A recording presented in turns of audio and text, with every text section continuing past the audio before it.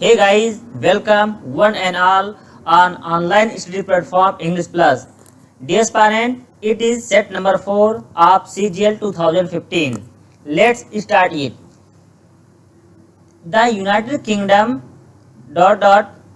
England, Wales, Scotland and Northern Ireland. United kingdom मिलकर बना हुआ है. किससे मिलकर बना हुआ है? इंग्लैंड से, वेल्स से, स्कॉटलैंड से और साथ ही साथ में नॉर्दर्न आयरलैंड से. ये मिलकर बना हुआ है. अब ढूंढना है कि which one is the right option. Combines, comprises and consist. देखिए, कंबाइन का मतलब होता है जोड़ना या मिलाना. तो ये इंग्लैंड, वेल्स, स्कॉटलैंड और नॉर्दर्न आयरलैंड, ये इन सबको जोड़ता नहीं है, बल्कि ये सब आपस में मिलकर क्या बनाते हैं? United kingdom. जोड़ता नहीं है, इसलिए यहाँ पर ऑप्शन नंबर ए गलत हो जाएगा. देखिए, कंप्राइज ऑफ है और कंप्राइज लिखा हुआ है. कंप्राइजेस एंड कंप्राइजेस ऑफ, दोनों में से कोई एक हो भी सकता है. अगला आपका हुआ है कंसिस्ट. कंसिस्ट का मतलब होता है निहित होना, सम्मिलित होना. कंप्राइज का मतलब भी होता है शामिल होना. देखिए, बहुत ही माइन्यूट डिफरेंस है. Try to understand the nuance. Nuance का मतलब छोटी सी जो डिफरेंस होती है, दैट इज माइन्यूट डिफरेंस. समानता होता क्या है? जब किसी भी सेंटेंस में stress, emphasis, investigate, comprise, accompany, consider, violate, pervade, precede, succeed, invade, resist, enter, eschew, direct, join, sign, affect, ensure, board, discuss, describe, reach, order, tell, demand, attack, control, resemble, ridicule. जब किसी भी sentence में ऐसे word आते हैं, मैं revise करता हूँ. स्ट्रेस, एम्फेसिस, इन्वेस्टिगेट, कंप्राइज, जो कंप्राइज वर्ड आ गया, accompany, consider, violate, pervade, precede, succeed, invade, resist, enter, eschew, direct, join, sign, affect, ensure, board, discuss, describe, reach, order, tell, demand, attack, control, resemble and ridicule.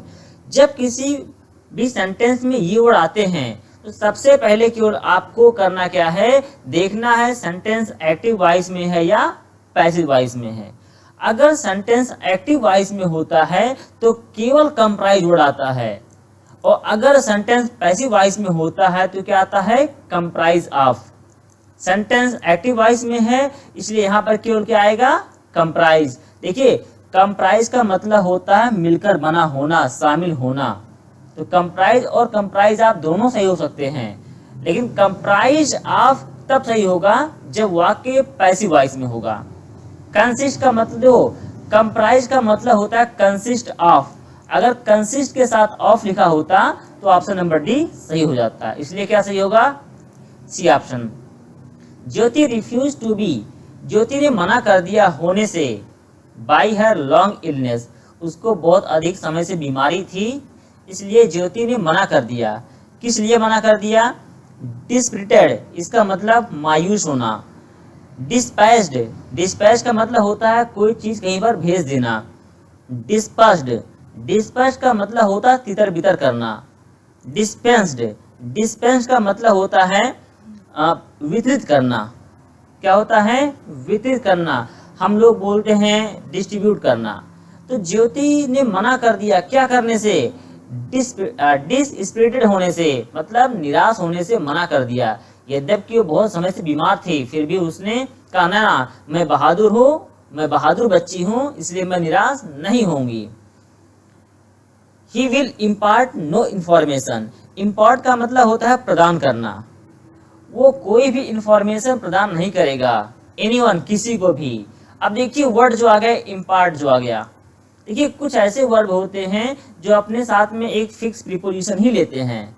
इसको पढ़ने का प्रयास कीजिए, जैसे access, accession, alternative, antidote.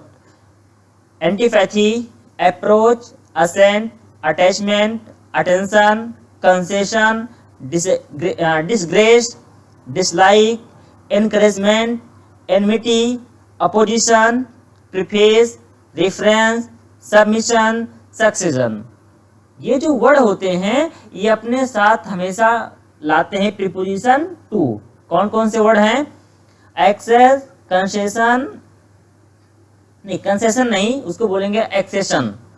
Access, accession, alternative, antidote, antipathy, approach, assent, attachment, attention, concession.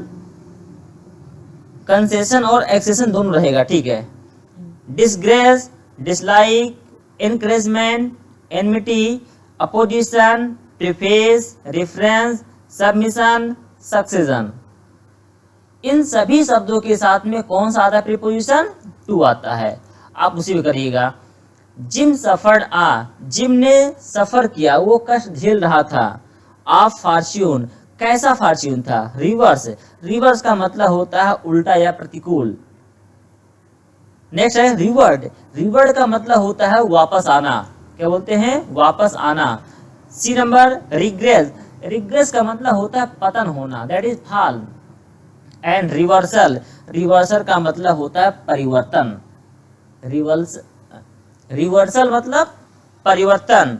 लेकिन याद रखिएगा, a change often for the worse, जो चेंज होता है, रिवर्सल का मतलब होता है परिवर्तन, लेकिन ऐसा परिवर्तन जिसमें केवल और केवल आपकी औनत दिखाई जाए, जिसमें आपका पतन दिखाया जाए, ऐसी औनत, दैट इज रिवर्सल बोलते हैं। तो हो जाएगा रिवर्सल ऑफ फॉर्च्यून, क्योंकि वो सफर कर रहा था, उसको कष्ट मिल रहा था, इसीलिए हमने यहाँ पर यूज किया रिवर्सल।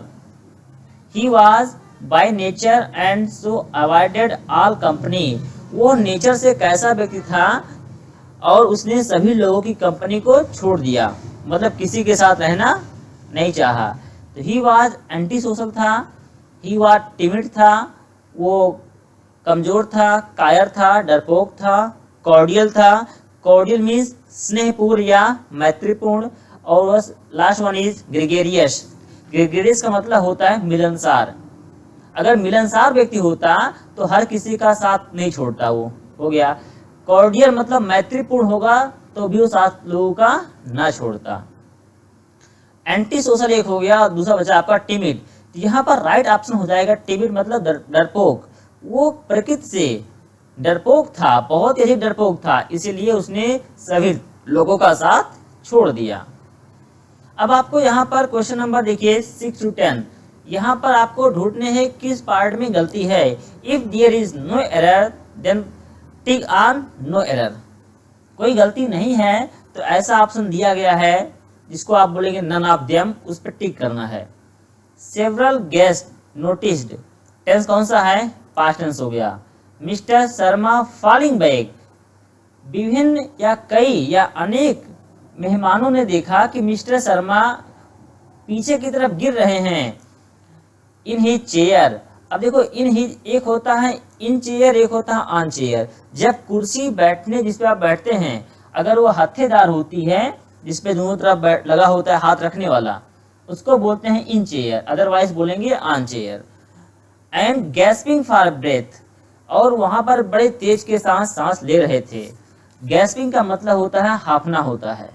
तो वाक्य पूरा सही दिया गया है, फॉलिंग बैक दिया गया है, इसका मतलब वाक्य सही है, इसमें कोई गलती नहीं होगी। Many a man want to be rich quickly, बहुत से लोग ऐसे हैं, अनेक लोग ऐसे हैं जो अमीर होना चाहते हैं। देखिए जब आप पढ़ेंगे सब्जेक्ट वर्ब एग्रीमेंट, वहां आपको बताया गया होगा मेनी आ। किसी सेंटेंस में जब आता है many, every, everyone, everybody, no, nobody, none, one, any, many a, more than one, तो याद रखिएगा ये हमेशा सिंगुलर नंबर में ही होते हैं। जब किसी सेंटेंस में each, every, everyone, somebody, none, one, any, many a, more than one, जब ये वर्ड आ जाते हैं तो इसको हम लोग बोलते हैं सिंगुलर नंबर। तो मेनी अ मैन, इसका मतलब होता है एक एक करके कई लोग हो सकते हैं। मेनी आ, तो मेनी आ वर्ड जो होता है ये होता है सिंगुलर, तो वर्ब भी क्या आ जाएगी साथ में, सिंगुलर, तो वांट के प्लेस बन जाएगा wants. We have finished our work, हमने अपना कार्य कंप्लीट कर लिया। 3 hours ago, अब 3 घंटे पहले, हमने अपना काम 3 घंटे पहले पूरा कर लिया। अगर 3 घंटे पहले आपने काम पूरा कर लिया हुआ था और बाद में लिखा हुआ have been waiting for you since then, तब से मैं आपका वेट कर रहा हूँ। याद रखिएगा जब कोई काम रिसेंट टाइम में होता है तो वो प्रेजेंट परफेक्ट टेंस में होता है। 3 hours ago यहाँ लिखा हुआ है, 3 hours ago लिखा हुआ है, तो यहाँ पर कौन से पार्ट वाले में गलती हो जाएगी देखते हैं। 3 hours ago and have been waiting for you since then, we have finished our work, last में लिखा है नो एरर। इस वाले पार्ट में कौन सी में गलती हो जाएगी, याद रखिएगा हैव फिनिश जहाँ लिखा हुआ है वहाँ पर हम लोग केवल क्या करेंगे, फिनिश लिखेंगे। क्यों? क्योंकि जब कोई काम जल्द में ही कंप्लीट होता है तो वह काम हमेशा प्रेजेंट टेंस में होता है। किस में होता है, प्रेजेंट में होता है या पास्ट में होता है, तो वो काम कहाँ होता है, पास्ट में होगा। क्यों?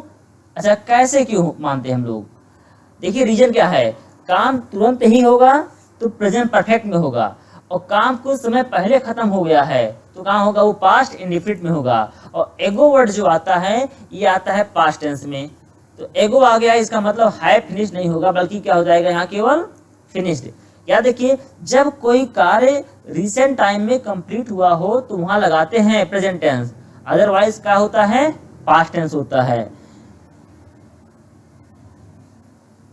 A study is going underway to determine the exact concentration of lead in the water supply। अब देखिए ऐसे वाले वाक्य जो होते हैं जहां पर नो एरर होता है वहां थोड़ी कंफ्यूजन हो सकती है। A study is going on, study हो रही है, कोई अध्ययन चल रहा है, और यह अध्ययन जो चल रहा है किस तरह से है, A study is going on underway to determine। देखिए यहाँ पर कोई अध्ययन जब कोई कार्य चल रहा होता है, जब कोई कार्य कहाँ पर होता है, प्रोग्रेस में होता है, तो वहां पर होता है गो ऑन। क्या होता है, गो ऑन का प्रयोग करते हैं, तो यहाँ गोइंग नहीं बल्कि क्या हो जाएगा, गो ऑन। किसी कार्य का जारी होना, बोलते नहीं कीप ऑन, जारी रखना इसे बोलते हैं। तो कोई काम बन रहा है, काम चल रहा है, तो वहां होता है go on. The Russian ambassadors whereabouts, whereabouts का मतलब होता है ठौर ठिकाना, जहाँ रहने का घर होता है, स्थान। रशियन एम्बेसडर का जो है ठौर ठिकाना is not known to anyone, उनके बारे में कोई नहीं जानता है ये कहाँ रहते हैं। Whereabouts is not known to anyone, the Russian ambassador no error. किस वाले पार्ट में गलती होगी, अब देखिए किस वाले पार्ट में गलती होगी इसको हमको ढूंढना है। क्वेश्चन नंबर 10 के, तो रशियन एम्बेसडर, रशियन एम्बेसडर का जो वेयर अबाउट है उसके बारे में किसी को जानकारी नहीं है, तो ऐसे वाले पार्ट में जहां पर कोई गलती नहीं है। क्यों कि यहाँ पर देखिए रशियन एम्बेसडर्स मतलब हो गया सिंगुलर, तो सिंगुलर के साथ क्या लगा हुआ है, इस लगा हुआ है, इसलिए वाक्य पूर्णतः सही है, नो एरर हो जाएगा। आइए देखते हैं passage. In September 2021 Hindustan Times did a study, सितंबर 2021 में हिंदुस्तान टाइम्स ने एक अध्ययन किया, एंड रिपोर्टेड और यह बतलाया, that the number of malaria that is dengue, इसको आप डेंगू नहीं पढ़ेंगे, इस वर्ड इज डेंगी, कि मलेरिया के जो नंबर हैं, केसेस केस के, एट टाइम समय के समय, साथ में actually thrice as many as revealed by the city authorities, जैसा शहर के जो अथॉरिटी थी जिसने बताया हुआ था उससे कहीं अधिक था, मतलब सरकार ने बहुत ही कम बताया हुआ था, जितना बताया था उसका 3 गुना अधिक केस था। अर्लियर मुंबई इस इन मुंबई आ म्यूनिसिपल क्लेम, म्यूनिसिपल का मतलब नगर पालिका, एक नगर पालिका ने इसके पहले मुंबई में क्लेम किया, दावा किया, that 145 people died due to malaria in 2010, कि 2010 में 2010 में 145 पीपल मलेरिया से डिमाइज हो गए। was export a lie after प्रजा सिटी एनजीओ, ये झूठ का खुलासा तब किया गया जब प्रजा एनजीओ ने इसको एक्सपोज किया। Extracted figures from the municipality itself, यहाँ तक कि ये जो फिगर आए हुए थे, एक्सपोज का मतलब होता है बेनकाब करना और एक्सट्रैक्ट का मतलब होता है निकालना। तो जब वहाँ से सिंस ये म्यूनिसिपैलिटी ने ही निकाला था डेटा, तो वहीं से ही कंफर्म हुआ। फॉलोइंग एन आरटीआई पिटीशन, बाद में एक आरटीआई भी डाली गई। प्रजा रिवील्ड 1190 डेथ्स, तो वहाँ पर जो एनजीओ है वो बताता नहीं उतने नहीं, बल्कि 1190 डेथ्स हुए थे। This seem to be a habit, ऐसा लगता है कि इनकी झूठ बोलने की आदत हो गई है। A paper in the leading UK medical journal the Lancet. अच्छा, लैंसेट क्या है? देखिए यहाँ पर Lancet, what is Lancet? Lancet का यूके का एक मेडिकल जर्नल है। It is a UK based medical journal published following nation wide, जो अगले समय कुछ समय के बाद पूरे देश में पब्लिश हुआ। इंटरव्यू लिया गया, undertaken by an international team, एक अंतर्राष्ट्रीय टीम आई और उसने पूरे देश में इंटरव्यू कंडक्ट कराया। Reveals that the number of malarial death all over India every year may be as high as 2,05,000, which is many times the World Health Organization figure of about 15,000 of the National Vector-Borne Disease Control Program's figure of just around 1,000।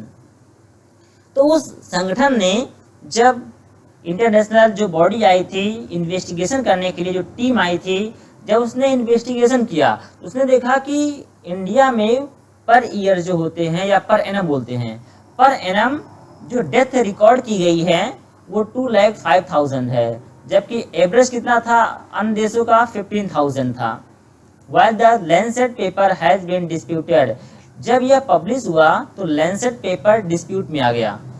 It is clear, यह स्वाभाविक है, यह स्पष्ट है, that there must be gross under reporting of malarial death, कि जब malaria की death को रिपोर्ट किया गया उसमें कुछ ना कुछ गड़बड़ झाला जरूर था। Would not that be one of the big reasons, क्या यह नहीं हो सकता उसमें से एक कारण? Why malaria which is easily cured, जिसका देखभाल, जिसका क्योर का मतलब उपचार, जिसका उपचार जल्द ही किया जा सकता है। एक रीजन यह भी है कि जब सच्चाई को लोग छिपा लेते हैं। If properly treated after timely diagnosis, diagnosis का मतलब निदान करना, उपचार करना। अगर मलेरिया के लक्षण को समय के साथ ही पा लिया जाए तो उसका उपचार करके उसका क्योर कर सकते हैं। Continues to kill so many Indians, अगर ऐसा होता है तो जो ढेर सारे हम भारतीय डेथ हो रहे हैं, इनकी डिमाइज हो रही है, वो बच सकते हैं। The Hindustan times found that the number of malaria cases in 2021 was, cases की संख्या क्या थी 2021 में? 3 टाइम्स। कितना टाइम्स था? 3 टाइम्स, ऊपर भी आया हुआ था। One of the big reasons for malarial death is, malaria की डेथ से एक और रीजन क्या है? एक रीजन देखते हैं, ultimately diagnosis, under reporting of malarial death, over reporting of malarial death, lack of proper treatment. ये बात सही है, अगर ट्रीटमेंट सही से हो जाए तो इतनी डेथ ना हो, इतनी कैजुअलिटी ना हो। जैसे देखिए इस समय कोविड-19 आ गया है और कोविड-19 में ट्रीटमेंट उतना ठीक नहीं हो पाता है, इसलिए एक सिंपल व्यक्ति जो है, जो भी पेशेंट बहुत ही हल्का है, अभी हो सकता है उसका उपचार हो जाए, ठीक हो जाए, लेकिन डर की वजह से उपचार नहीं हो पाता उतना ठीक से, तो वो बच नहीं सकता है। द लैंसेट, लैंसेट क्या है? एक जर्नल है, अभी आपको पहले बताया गया था। 14 what is the habit mention in the passage, passage में जो हैबिट मेंशन की गई है वो कौन सी हैबिट दी गई थी? देखते हैं कौन सी हैबिट हो सकती है।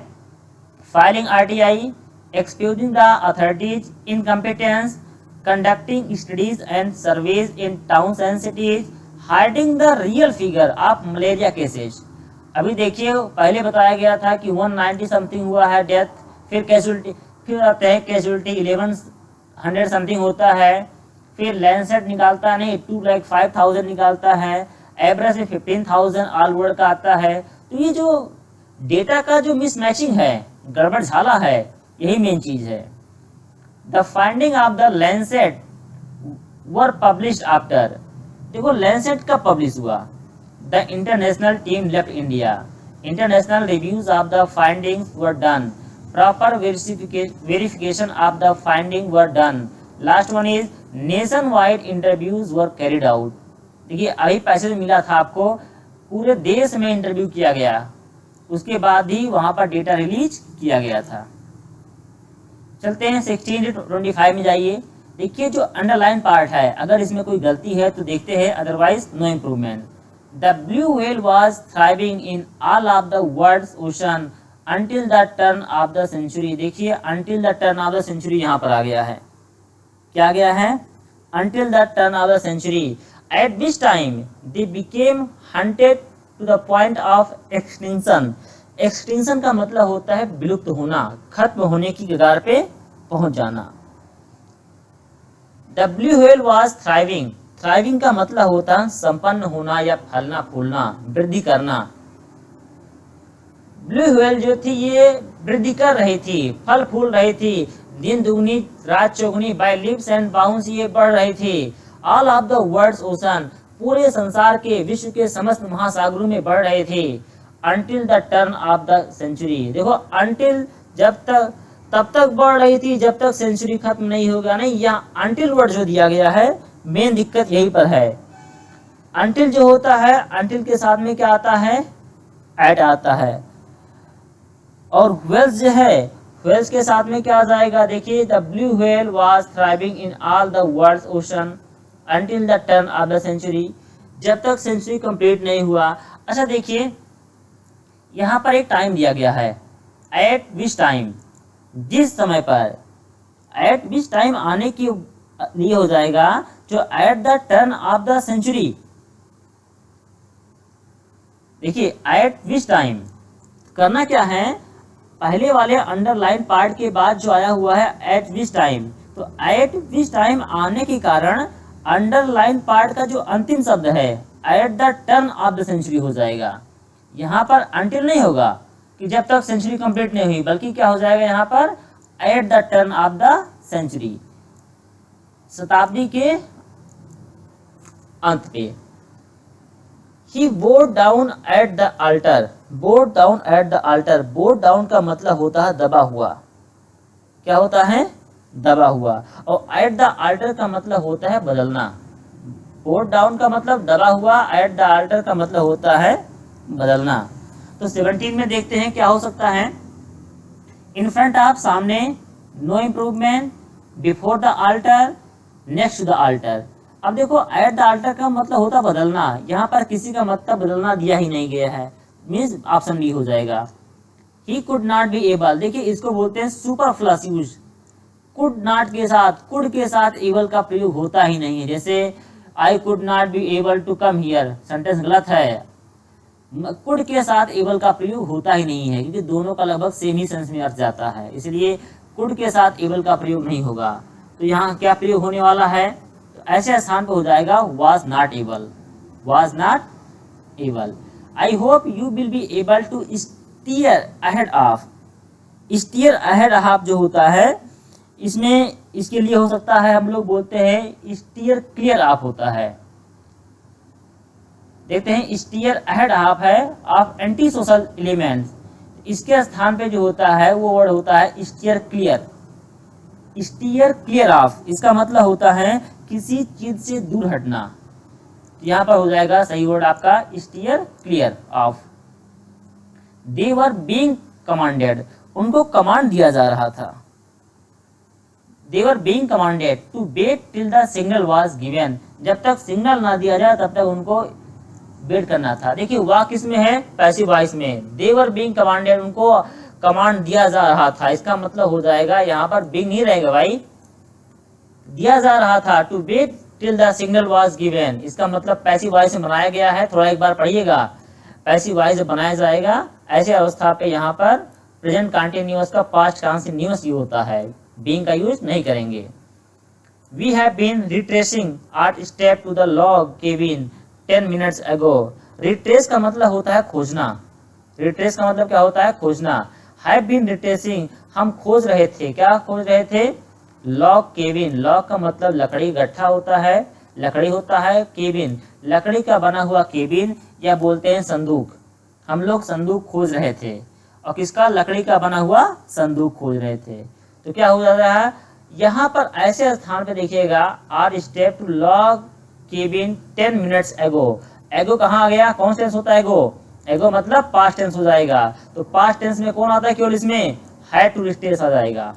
ध्यान समझिए, 3 साल पहले, 3 years एगो, कौन टेंस हो गया? पास्ट हो गया। तो पास्ट टेंस में एक ही आ गया, तो सिंपल सा आपका बन गया हैड टू रिट्रेस।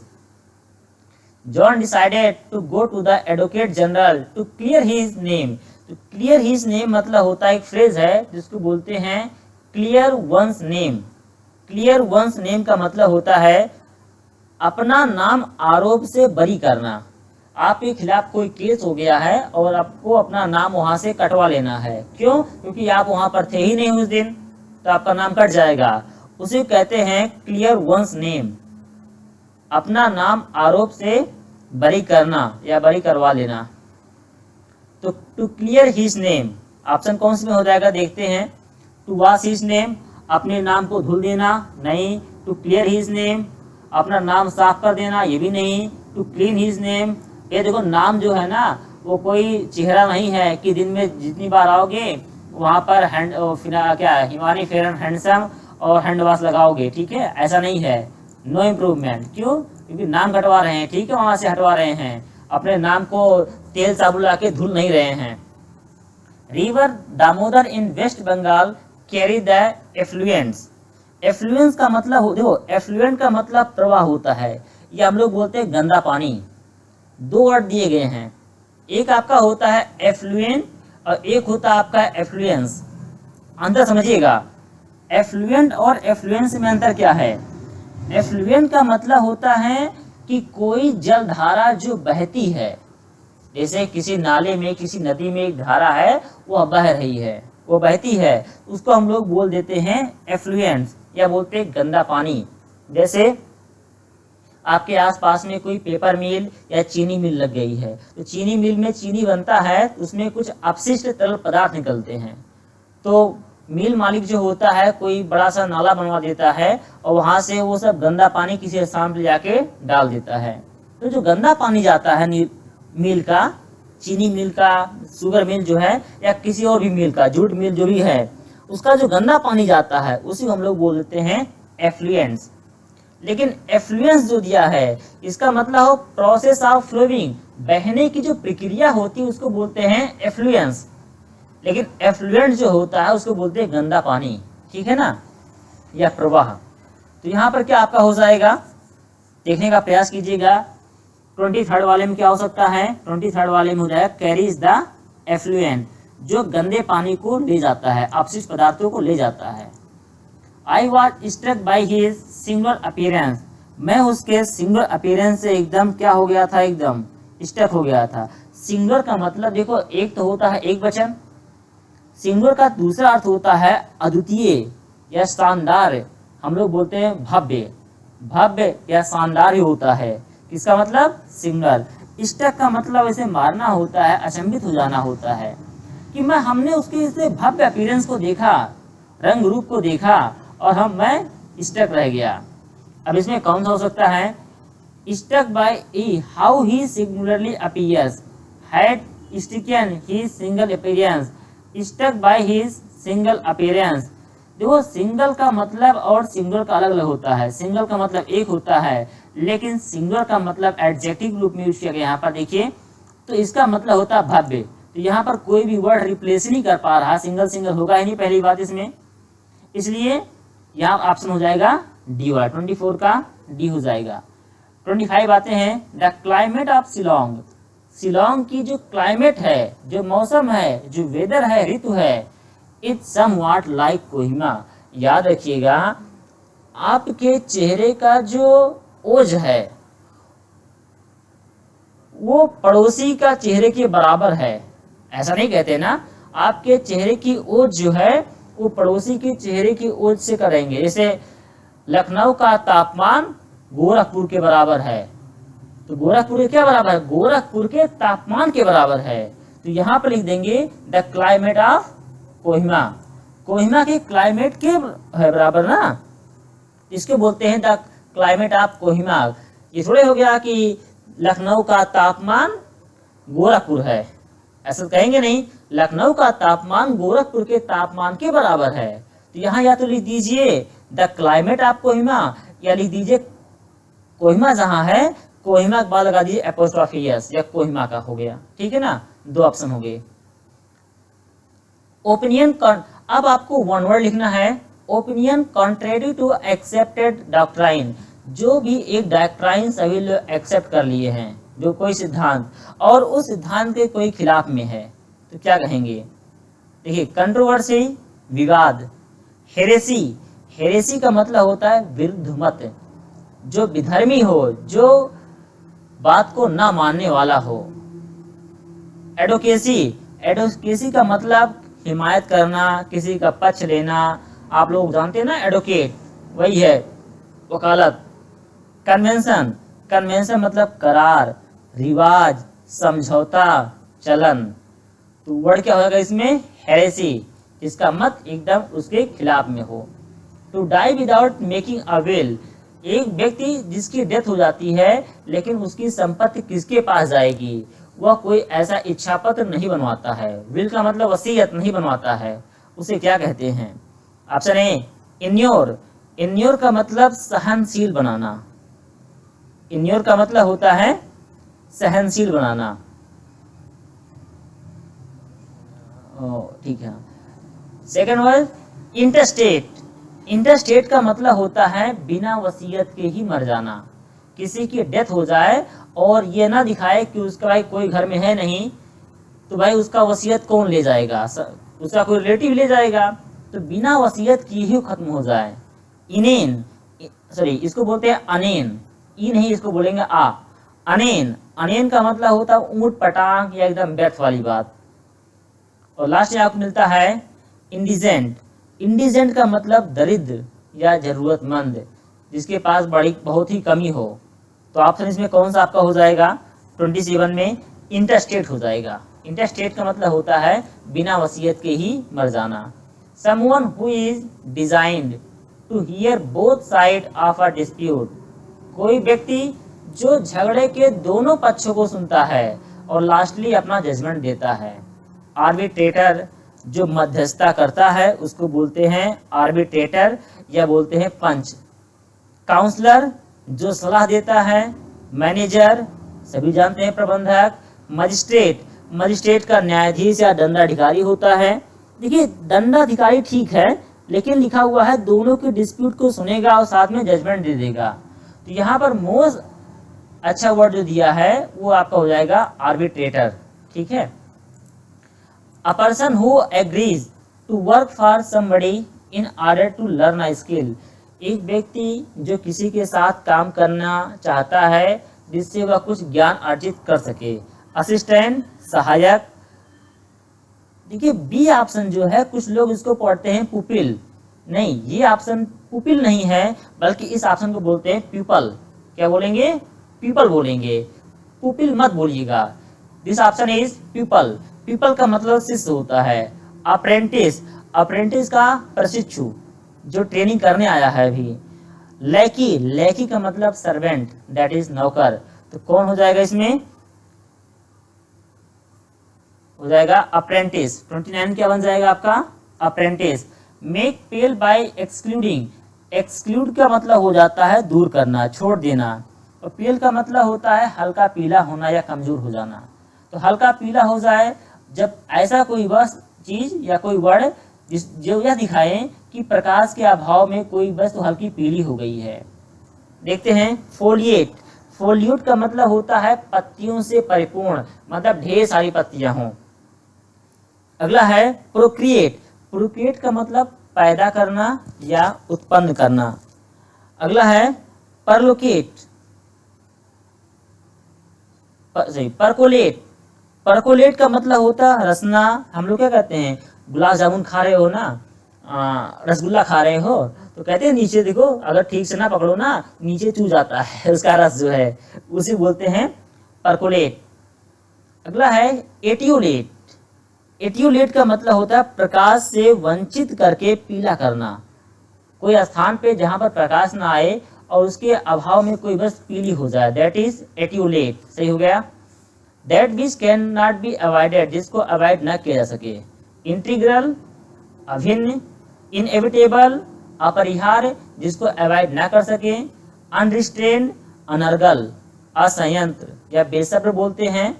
अनवेरिंग, जो वेरी का मतलब बदलना, अनवेरिंग का मतलब होना है जो बदले ना। क्यों, वेरी का मतलब क्या होता है, बदलना, तो अनवेरिंग हो जाएगा उसका। तो कौन सा जिसको अवॉइड ना कर सके, that is inevitable. One who is concern with the welfare of others, एक व्यक्ति जो दूसरों के वेलफेयर के लिए हमेशा कार्य करता है। एस्थेटिक तपस्वी, अल्ट्रुइस्ट परोपकारी, अल्ट्रुइस्ट मतलब परोपकारी। इगोइस्ट अहमवादी एंड हेडोनिस्ट, हेडोनिस्ट का मतलब होता है सुखवादी। तो क्या हो जाएगा आपका, अल्ट्रुइस्ट हो जाएगा। अब एक बार पैसेज पढ़ते हम लोग, पैसेज पढ़ने का एक बार हम लोग प्रयास करते हैं, देखते हैं पैसेज में क्या दिया गया है। एक complete passage. The capitalist system does not foster healthy relations. जो कैपिटलिस्ट सिस्टम होता है जहां पर पूंजीपत लोग होते हैं, ये फॉस्टर का मतलब फलना फूलना होता है, ये प्रोत्साहित नहीं करने देता है healthy relations among human being. जहाँ पर कैपिटलिस्ट सिस्टम होता है, पूंजीवादी तंत्र होता है, वहाँ पर लोगों के बीच में यह हेल्दी रिलेशन को, एक स्वस्थ संबंध को नहीं फलने फूलने देता है। A few people own all the means of production and others have to sell their labor under condition imposed upon them। ऐसे पूंजीपत सिस्टम में, प्रथा में, कुछ लोगों के पास ही पूंजी होती है, जबकि अन्य लोग जो होते हैं वे अपने परिश्रम को बेचते हैं। और कुछ व्यक्ति ऐसे भी हैं या परिश्रम को ऐसे बेचते हैं कि उन पर इम्पोज किया जाता है कि नहीं आपको ये काम करना ही है। द एम्फेसिस ऑफ कैपिटलिज्म, पूंजीपत का जो एम्फेसिस है, प्रभाव है, being on the supreme importance of the material wealth. इसका एक ही मतलब क्या है कि केवल और केवल मटेरियल वेल्थ को प्राप्त करना। अगर क्वेश्चन पूछ लिया जाए कि कैपिटलिज्म या कैपिटलिस्ट सिस्टम का एकमात्र उद्देश्य क्या है, उसका अर्थ हो जाएगा material wealth. The intensity of its appeal, intensity का मतलब तीव्रता, जो तीव्रता है, its appeal to the acquisitive tendency. Acquisitive का मतलब होता है जो कोई व्यक्ति प्राप्त करने की लालसा रखता हो। एक्विजिटिव का मतलब होता है प्राप्त करने की लालसा रखना। इंटेंसिटी का मतलब तीव्रता होता है। कुछ व्यक्ति क्या होते हैं, कुछ अधिक ही प्राप्त करने की लालसा रखते हैं। It promotes worship of economic power, इससे क्या होता है, लोग इकोनॉमिक पावर को प्राप्त करने का प्रयास करते हैं, मतलब दिन दुगनी रात चौगुनी तरक्की करने का प्रयास करते हैं, धन कमाने का प्रयास करते हैं। With little regard to the means, और ऐसी अवस्था में वो बहुत ही कम सम्मान करते हैं। Employed for its acquisition, acquisition के लिए, ऐसे चीजों के लिए एक्विजिशन जो होता है, जो प्राप्त करने की लालसा होती है, इस लालसा में क्या होता है, बहुत ही कम सम्मान देते हैं। And the in that it serves, और लास्ट में वही कार्य होता है। बाय इट्स एक्सप्लॉयटेशन, एक्सप्लॉयटेशन का मतलब होता है शोषण, एक्सप्लॉयटेशन का मतलब होता है शोषण होता है। तो शोषण से, to the limits of endurance, endurance का मतलब होता है सहनशीलता। जब व्यक्ति के ऊपर शोषण होता है, उसको अधिक दबाया सताया जाता है, तो उसकी सहनशीलता भी होती है। इट्स कंसंट्रेशन, उसकी एकाग्रता भी होती है। Is on the largest profit, वो हमेशा सोचता है अधिक से अधिक धन कमाने के लिए, रादर देन मैक्सिमम प्रोडक्शन, अधिक बढ़ाना नहीं है, एक ही मात्र उद्देश्य उसका है अधिक से अधिक धन कमाना। दस the division of human society is done, इस प्रकार से जो मानव का समाज है उसका डिवीजन हो जाता है on the basis of profit motive, profit कमाने के लिए ही इस प्रकार से समाज में उच्च और निम्न वर्ग में लोग बढ़ जाते हैं। All this is injurious to human dignity, यह सभी के सभी मानव सम्मान, मानव सुख और समृद्धि के लिए बहुत ही घातक है। एंड व्हेन द हैरोड, देखो हैरो का मतलब क्या होता है समझिएगा। देखिए अभी इस समय तो अगर जिनके यहाँ खेत है, अधिकांश लोग गांव से ही होंगे, जिनके यहाँ खेत है, खेत में अभी देखिए अभी धान की बुआई होने वाली है, बुआई नहीं होती है, धान की रोपाई होती है। धान की रोपाई होगी तो उसमें ट्रैक्टर आएगा, ट्रैक्टर से खेत में जुताई होगी। आजकल आता है रोटावेटर बोलते हैं, लेकिन इसके पहले होता था कल्टीवेटर, हैरो होता था। उसमें क्या होता था, खेत जुताई कर देते थे, लेकिन खेत में जो बड़े बड़े मिट्टी के पड़े होते थे, ढीले हम लोग बोलते थे ढीला, मिट्टी के जो बड़े बड़े टुकड़े पड़े रहते थे वो टूटते थे नहीं, तो उसके लिए ट्रैक्टर के पीछे बांधते थे लकड़ी का एक पतला सा थोड़ा भारी सा, उसको हम लोग बोलते हैं हेंगा। हम लोग क्या बोलते हैं उसको, हेंगा बोलते हैं, जिस पे 3-4 लोग बैठते थे और मिट्टी पूरी तरह से दब जाती थी। That is Herod. तो हैरोड का मतलब वही है आपका है, एक अर्थ मैंने आपको बता ही दिया, हेंगा चलाना। Poor turn to the founders of religion and when the harrowed poor, और जब एकदम दबे कुचले लोग, हैरोड का मतलब है दबे कुचले लोग हो गया यहाँ पर। Turn the founder of religion, कहाँ पर जाते हैं, धर्म के पास जाते हैं, धर्म के फाउंडर के पास जाते हैं, मतलब मंदिर में जाते हैं, मस्जिद में जाते हैं। फॉर सकर, सकर के लिए मतलब सहायता के लिए जाते हैं। दे rather offer a subtle defence, तो उस समय वह बहुत ही सूक्ष्म रूप से डिफेंस करते हैं, प्रतिवाद करते हैं। फॉर द इस्टेब्लिश्ड ऑर्डर, कहते हैं देखिए साहब, देखिए गुरु जी, देखिए पुजारी जी, देखिए ईश्वर हमारे साथ ऐसा कर रहे हैं ये लोग। दे प्रॉमिस, वो वादा करते हैं, ऑफर से, they promise further future happiness for present suffering, और कहते हैं कि हमें भविष्य में ऐसा ना हो मेरे साथ में। दे कंज्योर अप, और वहां पर रहने वाले जो लोग भी होते हैं, जो पुजारी, जो महान जो होते हैं, ऐसी अवस्था में या उनके जो हित मित्र होते हैं वे कंज्योर कर देते हैं। ऐसा लगता है कि कंज्योर का मतलब कोई चीज प्रकट करना, और उसको भी जादू से प्रकट करना। ऐसा लगता है कि कोई चीज में जादू से प्रकट कर देंगे। विजन ऑफ पैराडाइज, कैसे कि वो उनको स्वर्ग पहुंचा देंगे, मतलब इतना वो खुश कर देते हैं कि लगता है हाँ अब मेरा सारा कष्ट दूर हो गया। तो सूत, उनको सांत्वना देने के लिए, शांति के लिए। द सफरिंग, जिस कष्ट को झेल रहे हैं, मेजॉरिटी अधिकांशता। एंड सेंसर, मतलब उनके जो ढेर सारे कष्ट हैं उनमें से थोड़े से कष्ट को हटा देते हैं, बस जो हो गया।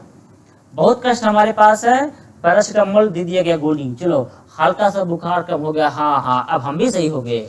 ऐसे उनको भी सांत्वना दे दी जाती है।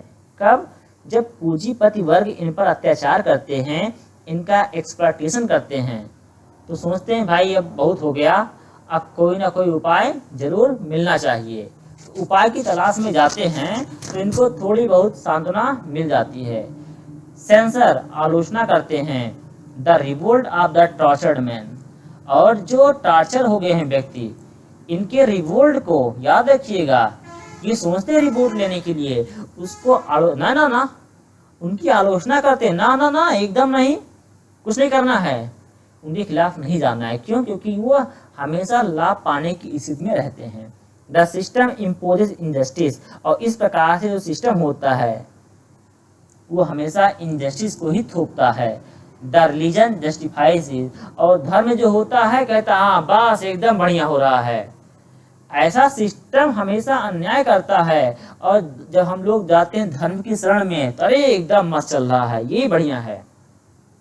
इन अ कैपिटलिस्ट सिस्टम, एक कैपिटलिस्ट सिस्टम में क्या पाया जाता है, the ends justify the means, ये पहला वाला ऑप्शन ही सही है।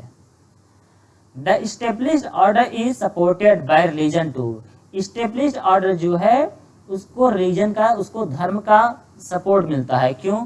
Balance the suffering of the poor with hope of future reward, help the tortured man to seek redress, alleviate the suffering of the poor in the capitalist system.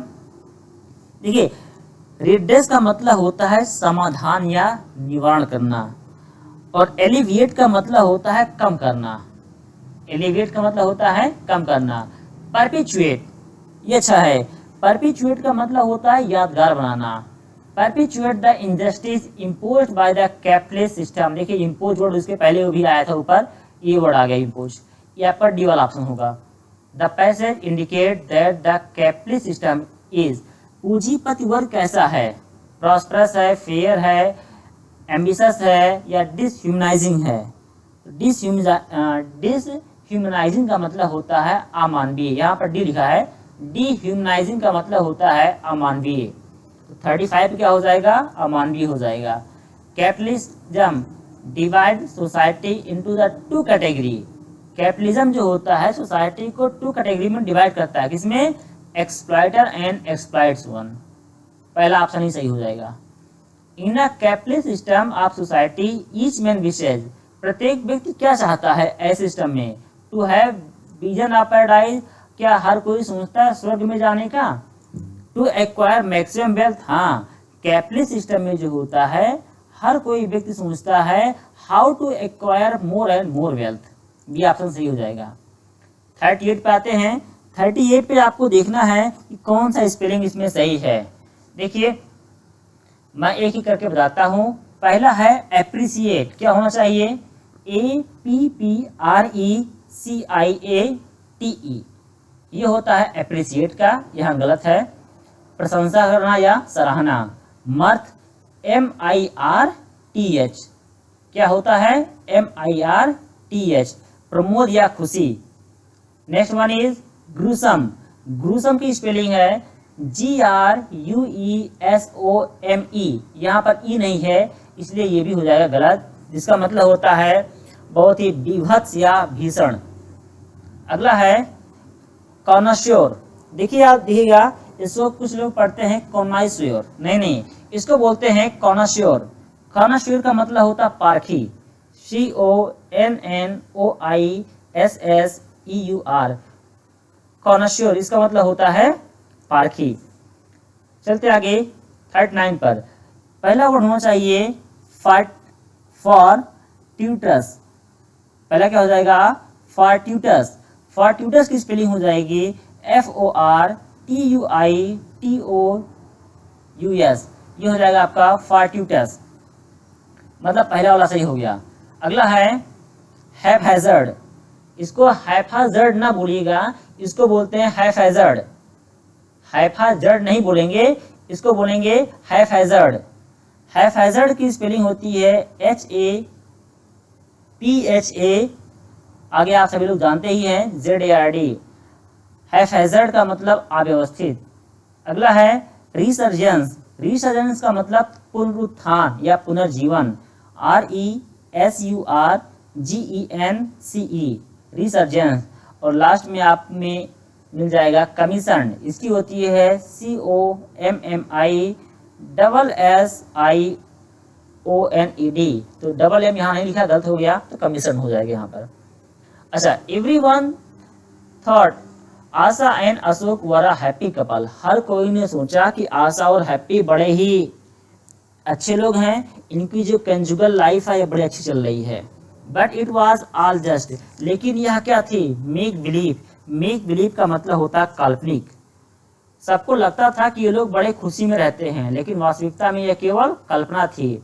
Pretence बहाना या झूठ होता है। हेट्रेड घृणा, reality वास्तविकता। Treachery, treachery का मतलब होता है छलबाजी करना, विश्वासघात करना, तो क्या हो जाएगा, प्रिटेंस दिखावा करना। I am going to stay at home, मैं घर पर आराम करने जा रहा हूँ। बिकॉज आई एम फीलिंग, क्योंकि मुझको लग रहा है। Under the weather, under the weather का मतलब होता है बीमार, क्योंकि मुझे आज बीमार लग रहा हूँ मैं, तो बीमार का यहाँ क्या हो जाएगा, सिक। सिक मतलब क्या हो जाता है, बीमार हो गया। 42 the winning team decided to go for the jugular. अब देखिए यहाँ पर जो लिखा हुआ है जुगलर, जुगलर का मतलब होता है गला संबंधी, कंठ संबंधी। कंठ संबंधी क्या, अभी देखिए थोड़ी सर्दी आपको हो जाए ना, तो आपको गले में विक्स की गोली खानी पड़ेगी या गर्म पानी का भाप लेना पड़ेगा, तो वो जुगलर का मतलब होता है कंठ संबंधी या गला संबंधी। तो गो फादर, लेकिन गो फादर जुगलर का मतलब होता है बहुत ही गंदी तरह से किसी की आलोचना करना, गंदी तरह से किसी की आलोचना करना। In the last quarter of the march, march के एकदम लास्ट क्वार्टर में। अब देखिए कौन सा ऑप्शन हो सकता है इसमें, फॉरफिट द मैच, हरा देना, give easy opportunity to the opposite team, attack all about. C वाला ऑप्शन जो आया है इसका मतलब होता है अटैक ऑल अबाउट, मतलब बुरी तरह से एकदम आलोचना करना, बड़े गंदी तरीके से। ही and his neighbour are always at logger heads, eight logger heads याद रखिएगा, एट लॉगर हेड्स और eight ड्रैगस down, sorry eight ड्रैगस drawn, इन दोनों का एक ही मतलब होता है, जिसका मतलब होता है शत्रुतापूर्ण, एकदम पाते ही एकदम रगड़ देंगे एकदम, वही होता है एट लॉगर हेड्स या एट ड्रैगस ड्रॉन, एकदम घोर दुश्मनी, क्या बोलते हैं उसको, जानी दुश्मन। अब इसमें से कौन सा ऑप्शन हो सकता है, डिसएग्रीइंग ऑन एवरीथिंग, जो हर किसी चीज पर डिसएग्री हो जाए, ठीक है। अब उसको हम लोग बोल देते हैं, अब लास्ट चलते हैं 44 पे, even in the middle of the fire he kept a level head. Keep a level head का मतलब होता है कि मानसिक संतुलन बनाए रखना, यहाँ तक कि जब आग लग गई और वह व्यक्ति आग के मध्य में था फिर भी उसने अपना संतुलन बनाए रखा। तो was crazy, was impulsive, impulsive मतलब आवेगी, was self centred, was sensible, क्या हो जाएगा यहाँ पर, वाज सेंसिबल हो जाएगा। अगला देखते हैं, ये वर्ड अभी पहले आ चुका है, रिसर्जेंस। रिसर्जेंस का मतलब पुनरुत्थान करना या पुनर्जीवन होता है। इसका अभी वर्ड आया हुआ था, कहाँ आया था याद है आप सभी को, ये वर्ड आया हुआ था स्पेलिंग टेस्ट में। रिसर्जेंस का मतलब होता है पुनरुत्थान या पुनर्जीवन। रिलेक्टेंट अनिच्छा, रिन्यूअल नवीन क्या कहते हैं, नवीनीकरणीय या नवीकरण। रिलोकेशन, सॉरी रिलोकेशन वर्ड है रिलोकेशन। रिलोकेशन का मतलब होता है स्थान बदल देना या स्थान परिवर्तन, दैट इज रिलोकेशन। री प्लस लोकेशन मतलब लोकेशन चेंज कर देना। अगला है रिप्लीशन। रिप्लीशन का मतलब होता है एकदम भरा हुआ या भरपूर होता है। तो 45 में क्या हो सकता है याद रखिएगा, यहाँ लिखा विच बेस्ट एक्सप्रेसेस, इसका मतलब निकालना आपको सिनोनिम्स। तो रिसर्जेंस का मतलब होता है पुनरुत्थान या पुनर्जीवन। तो पुनरुत्थान या पुनर्जीवन का मतलब क्या हो जाएगा कि मतलब किसी चीज को आप नया बना देंगे, तो हो जाएगा उसका रिन्यूअल हो जाएगा। रिफ्लेशन का मतलब बताया ही गया, भरा हुआ या भरपूर होना। और रिलेक्टेंस का मतलब अनिच्छा होता है, जबकि रिलोकेशन का मतलब होता है री प्लस लोकेशन, स्थान बदल देना। डैम्प का मतलब नम या भीगा होता है। डैम्प मीन्स नम या भीगा होता है। वेट का मतलब गीला। कॉम्प्लिकेटेड का मतलब होता है जटिल। Light means Prakash and clear का मतलब होता है साफ या स्पष्ट होता है। तो 46 में आपको लग ही गया, यहाँ पर क्या हो जाएगा, सबको याद हो गया, वेट हो जाएगा। अगला देखिए इंजीनियस। अब देखो इसका मतलब होता है एकदम सरल हो या शुद्ध हो, या बोलते हैं कोई भी व्यक्ति जो एकदम निष्कपट हो।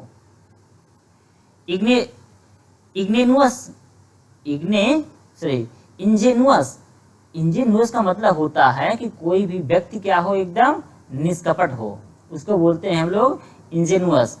देखते हैं कौन सा वर्ड हो सकता है,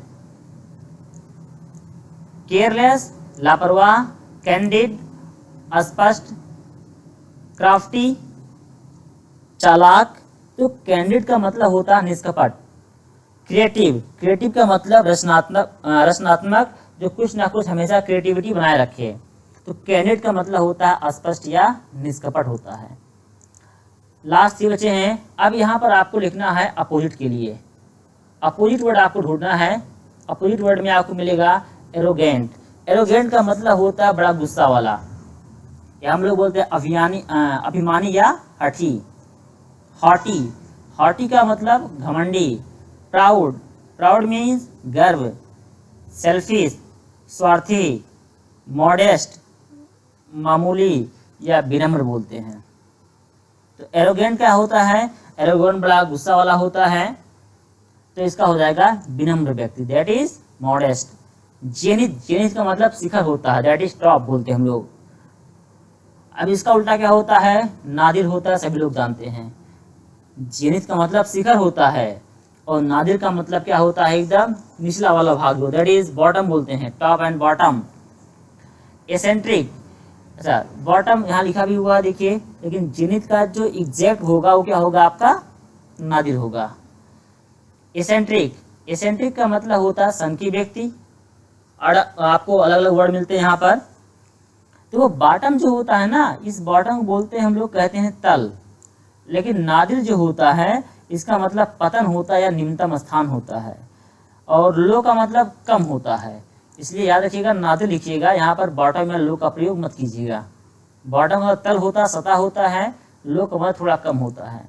एसेंट्रिक का मतलब सनकी, अनयूजुअल असामान्य, केयर फ्री लापरवाह, नॉर्मल साधारण, पिक्यूलियर अजनबी हो या अजीब लगता हो, या हो सकता है अनोखा वर्ड आ जाए, तो पिक्यूलियर का मतलब अनोखा भी होता है। तो एसेंट्रिक का मतलब क्या होता है, सनकी होता है। अब सनकी का क्या हो सकता है, जो भी एकदम नॉर्मल लाइफ में जी रहा हो, that is normal. Dear parent, इस प्रकार से आपका ये कंप्लीट होता है। आप सभी अपना प्यार ऐसे बनाए रखिएगा। आप सभी को ढेर ढेर सारी शुभकामनाएं। धन्यवाद।